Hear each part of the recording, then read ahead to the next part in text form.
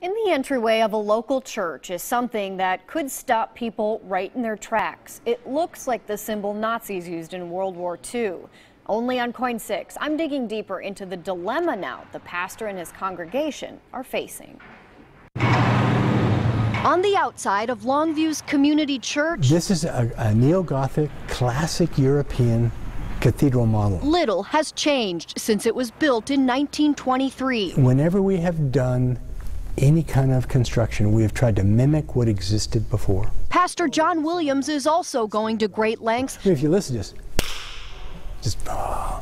to preserve the pews, carpet, and windows inside the Washington City's first church. It is a tool of ministry. But there is one part. Therefore, it always has to help people enter. That isn't welcoming, and it's so misleading. People are defacing the front of the church. If they're offended at the doorstep, then I don't even get a chance to say, you know, God really loves you. You're an important person in God's eyes. In its entryway are hundreds of floor tiles that have 12 designs on them, and one is a swastika.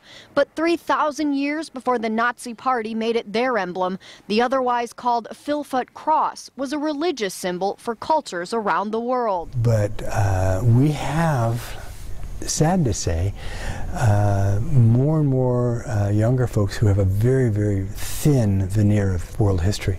The word swastika comes from the Indian language Sanskrit and means good and represents the sun and strength.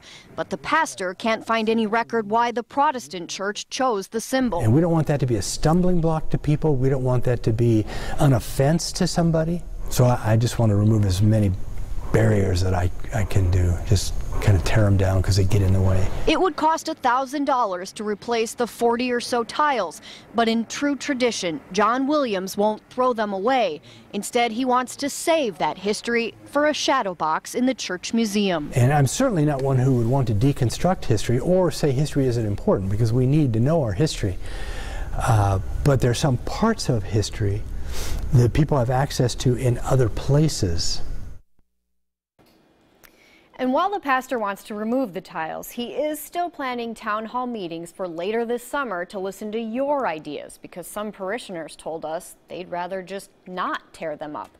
Now, there are also free pamphlets in the church entryway to give you really a visual tour and explain the church's symbols and its architecture. And we posted that in its entirety on coin.com. A local woman is